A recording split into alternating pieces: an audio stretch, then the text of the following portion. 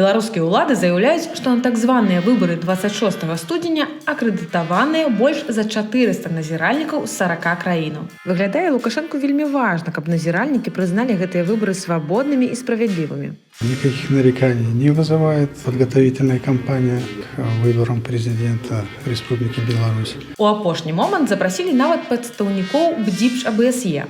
Але зрабілі гэта так, што ў арганізацыі прадказальна адказалі: «Сорі, гэта занадта позна».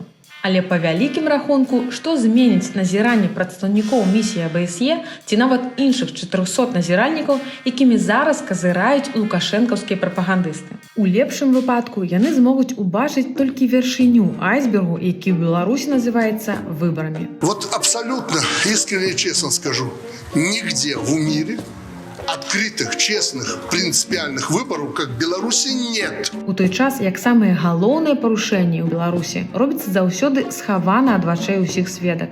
Так, ніякія назіральнікі не ўбачаць, як сілавікі прыходзяць да былых асуджаных па палітычных матывах, да тых, хто засвяціўся на пратэстах 2020 года, да грамадзянаў Украіны, якія жывуць у Беларусі, да сваякоў палітэмігрантаў, пагражаючы ўсім ім адказнасцю за выказванне сваёй пазіцыі. Не ўбачаць назіральнікі і таго, як чыноўнікі ходзяць па прадпрыемствах, па ліцэях, па школах і універсітэтах, застрашваючы супрацоўнікаў і студэнтаў адказнасцю за ўдзел у акцыях пратэсту. Не ўбачаць яны, што адбываецца ў беларускіх турмах і ізалятарах з тымі, каго ад граху далей прэвентыўна затрымалі на час выбараў.